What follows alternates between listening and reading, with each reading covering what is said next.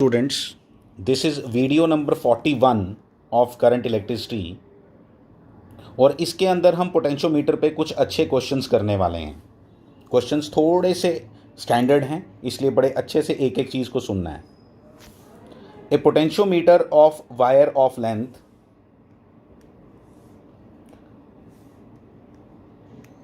100 centimetre has a resistance of 10 ohms। वो वायर जिसके बारे में आपको पता होना चाहिए, पोटेंशियोमीटर में एक वायर होती है, उसकी लेंथ दी हुई है आपको 100 सेंटीमीटर और उसका रेजिस्टेंस कितना है 10 ohms। It is connected in series with the resistance and a cell of EMF 2 volt and of negligible internal resistance. दो चीज़ें उसके साथ सीरीज में हैं, एक वायर है, उसके साथ सीरीज में एक बैटरी है, बैटरी के साथ एक रेजिस्टेंस आर है। ये कहानी लिखी है, ठीक है। आगे बनाइए मैंने डायग्राम।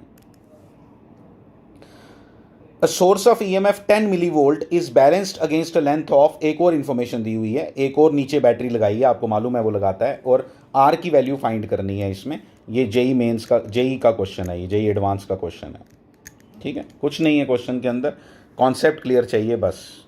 ये देखो, ये डायग्राम है।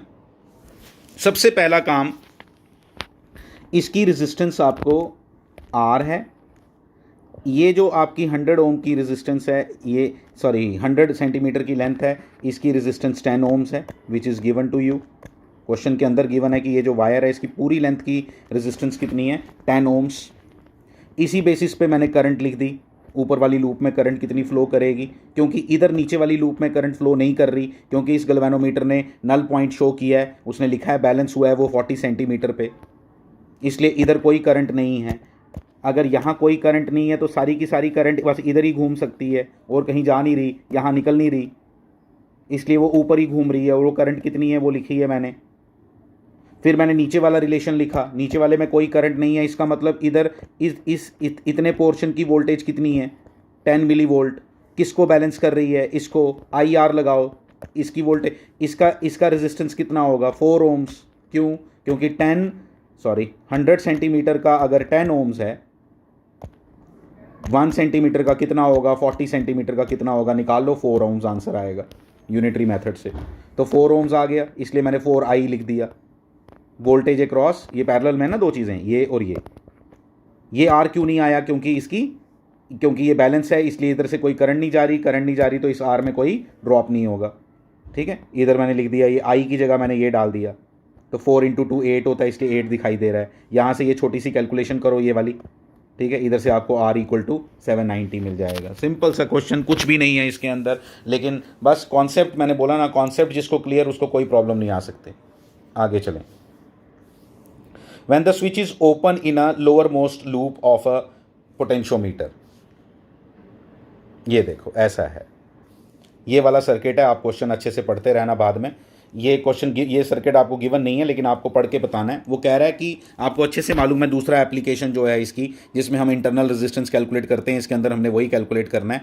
इसमें दो सर्किट्स होते हैं, पहले वो एक बार इधर लगाता है, पहले आपको वो आना चाहिए सेकेंड एप्लीकेशन, इधर लगाता है तो आपको मिलता है भाई 60 सेंटीमीटर पे आपको बैलेंस मिलता है, जब ये स्विच ओपन रखा गया है, ठीक है। जब ये स्विच ओपन रखा गया है उस समय आपको 60 सेंटीमीटर पे बैलेंस मिलता है, और ये आपका L1 होता है कि स्विच ओपन करने पे आपको कितने पे बैलेंस मिला, 60 सेंटीमीटर पे आपको बैलेंस पॉइंट मिला। फिर आपने स्विच को क्लोज कर दिया, ये वाला, ठीक है। जब ये स्विच क्लोज किया तो हमें क्या मिला, हमें बैलेंसिंग कहाँ मिली, 40 सेंटीमीटर लिखना है, यहाँ मैंने ओम्स लिखा गलती से, 40 सेंटीमीटर पे। तो फिर ये फॉर्मूला लगाओ सिंपल सा, और आपको R मिल जाएगा। कुछ भी नहीं है, this is a very simple question, इसमें कुछ नहीं है, अच्छे से पढ़ोगे अच्छे से कॉन्सेप्ट क्लियर हो जाएगा आपका।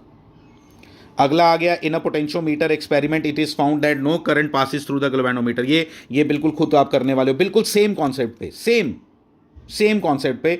The cell is shunted by, जब शंट किया गया सेल को, ठीक है, वही स्विच, वहाँ स्विच वाली बात लिखी थी यहाँ पे, तो इसलिए दो लेंथ्स दी होंगी, यहाँ पे भी 0.52 दी है एक लेंथ, और दूसरी 0.4 दी है, बस। ये L1, ये L2, R भी दिया होगा, ये देखो 5R,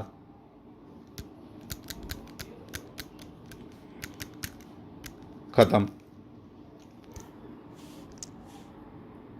देखो ये क्वेश्चन, इस क्वेश्चन के अंदर आपको दिया है कि बैलेंस पॉइंट ये L निकालना है आपने, क्वेश्चन सर्किट वही है जो आपका आप यूज़ करते आ रहे हो किसके लिए, for calculating the internal resistance. लेकिन यहाँ पे इंटरनल रेजिस्टेंस दे दी, क्वेश्चन इस तरह का पूछ लिया, हमने कोई फार्मूला नहीं देखना, हमने सीधा कॉन्सेप्ट लगाना है। हमने कहना भाई हमें करंट बता दो ऊपर वाले लूप में कितनी करंट होगी, फिर हम देखते हैं सारी चीज़ें। ठीक है, टोटल कितनी कितनी लेंथ है इसकी 100 सेंटीमीटर, कितना ओम का रेजिस्टेंस है 8 ओम्स का, तो यहाँ से लेके यहाँ तक ये 8 ओम्स है। ठीक है, यहाँ तक पूरी लेंथ इसकी 100 सेंटीमीटर, और 100 सेंटीमीटर का कितना आ गया 8 ओम्स। तो यहाँ ऊपर कितनी करंट फ्लो करेगी मैं बता देता हूँ आपको, 2 एम्पियर। देख लो, और एक बात और बड़े अच्छे से याद रखो, देखो मैं आपको बताता हूँ, ये यहाँ कोई इस ब्रांच में कोई करंट नहीं फ्लो कर रही इधर, मतलब इसको तुम मिटा भी दो तो कोई फर्क नहीं पड़ेगा अगर सर्किट के पॉइंट ऑफ व्यू से देखो तो। यहाँ पे इसको मिटा दो, अब मिटा दिया तो ये ऊपर अलग लूप है, नीचे अलग लूप है, मतलब इन दो करंट्स का आपस में कुछ भी कॉमन नहीं है। कॉमन एलिमेंट है कोई? कुछ नहीं। अगर कोई कॉमन एलिमेंट नहीं है तो ये अपनी करंट I1 है, ये अपनी करंट I2 है। I1 कितनी आ गई? I1 इक्वल टू आ गई 20/10। 10 कहाँ से? ये 8 + 2 कितना हो गया 10, तो ये आ गया 2 एम्पियर करंट I1 आ गई। I2 करंट कितनी आएगी वो भी दिखाई दे रही है, दिखाओ कितनी आई? 8/8 1 एम्पियर। चलो जी, दो करंट्स हमने निकाल ली, कुछ भी नहीं है आगे। आगे बड़े अच्छे से आपको पता है कि आप कैसे करते आ रहे हो, आओ मैं बताऊं। दोनों करंट्स निकाल ली। करंट्स निकालने के बाद मैं लिखूंगा सीधा सीधा कि इसका रेजिस्टेंस L निकालना है ना, इसका रेजिस्टेंस कितना होगा? 100 सेंटीमीटर का अगर रेजिस्टेंस है 8, 1 सेंटीमीटर का 8/100, L सेंटीमीटर का 8L/100, खत्म हो गया। ठीक है, तो 8L/100, तो 8L/100 इतने पोर्शन का रेजिस्टेंस हो गया। तो 8L/100 इंटू कौन सी करंट फ्लो कर रही है इसमें से? I1 2 एम्पियर इक्वल टू इसकी current into 6 into I2। I1 की वैल्यू 2, I2 की वैल्यू 1, क्वेश्चन ख़त्म। L निकल जाएगा, आराम से करो। Next question. इस क्वेश्चन के अंदर क्या दिखाई दे रहा है? इसने ना सब कुछ देखो, दो ईएमएफ हैं लेकिन दोनों आपस में रिलेटेड है, यानी ये बैटरी इससे आधे ईएमएफ की है। इसका इंटरनल रेजिस्टेंस, इसका इंटरनल रेजिस्टेंस बराबर है, ये सब है। आपको पहले निकाला गया कि बताओ ये ए पॉइंट किस पॉइंट पे, वही लेंथ निकालनी है। इस बार भी आपने लेंथ निकालनी है। लेंथ निकालने के लिए आप करंट्स निकाल लो पहले। इस ब्रांच में से कोई करंट फ्लो नहीं कर रही पहले, ठीक है, कोई ब्रांच में करंट नहीं फ्लो कर रही। करंट नहीं फ्लो करने के कारण क्या होगा वो भी बताऊंगा आपको। आप इसको L ले लो, इतने पोर्शन को L ले लो, L निकालना है हमने। ठीक है, तो मैं आपको बताता हूँ। सबसे पहली चीज़ मैं लिखूंगा I इक्वल टू, आई कौन सी? जो ऊपर इधर करंट फ्लो कर रही है, I इक्वल टू कितना? E upon R + 15R। इसकी रेजिस्टेंस कितनी दी हुई है? R की टर्म्स में ही दी है, तो 15R कितना हो गया? 16R। I equal to 16R आ गया। फिर उसके बाद मुझे नज़र आ गया क्या? E/2 इक्वल टू, ये जो इधर की वोल्टेज है वो कितनी है? E/2 है, क्योंकि इसमें कोई ड्रॉप नहीं हो रहा। तो E/2 इक्वल टू कितना? L नहीं, ऐसे नहीं, इस पूरे पोर्शन की कितनी है? 15R। तो इधर तक कितनी होगी L की? मैं बता देता हूँ कितनी होगी। 15R अपॉन 600 लेंथ है इसकी, अपॉन 600 इंटू L। ये क्या हुआ? ये रेजिस्टेंस हो गई कितने पोर्शन की? L तक की, इंटू क्या करेंगे? I, तो ये हो गया E/2। ठीक है, ये लिखा हुआ है मैंने यहाँ, ये देखो करंट निकाली पहले, फिर ये लिख दिया E/2 इक्वल टू, इसमें मेन होता है कि L आपको पूरे की लेंथ की मालूम है, तो L लेंथ की कितनी होगी वो निकाल ली यूनिटरी मेथड से। इंटू क्या किया? I, यहाँ से ये इक्वेट किया, यहाँ पे कुछ ना कुछ ये R इधर कैंसिल हो रहा है, E इधर कैंसिल हो रहा है, L की वैल्यू निकालोगे 320 सेंटीमीटर आएगी। सिंपल कैलकुलेशन है, कुछ नहीं है इसमें। लेकिन इसके अंदर एक और पार्ट बोला, ये इंटरेस्टिंग पार्ट है। वो कहता नहीं भाई मैंने ना गलती से यहाँ नहीं रखा, मैंने रख दिया कहीं और, मैंने 320 पे रखूँगा तो बैलेंस हो जाता है, लेकिन उसने रख दिया 560 पे। कितने पे? 560 पे। तो 560 पे जब रखा तो बताओ अब गैल्वेनोमीटर में से कितनी करंट जाएगी? अब तो करंट जाएगी, अब करंट जाएगी तो बहुत पंगे बढ़ गए। करंट जाएगी तो सर्किट ऐसा बन गया, देखो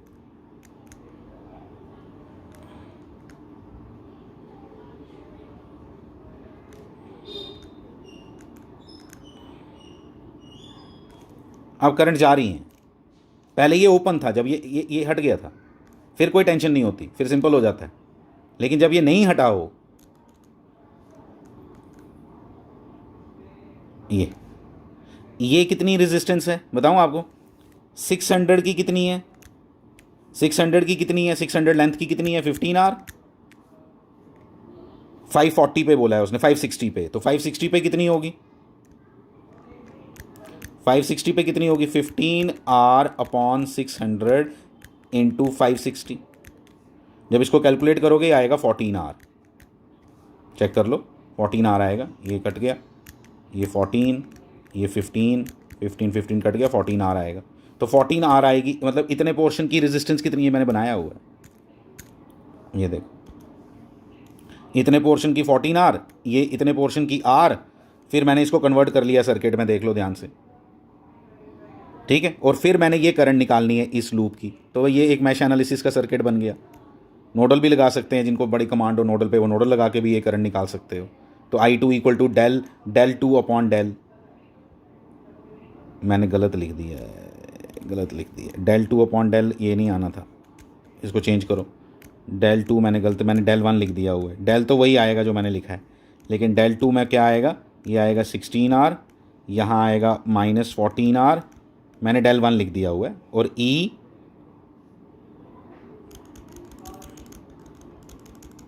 अच्छे से लिख देता हूँ, अच्छे से लिख देता हूँ। I2 इक्वल टू, I2 मतलब ये जो इस लूप के अंदर करंट फ्लो करेगी,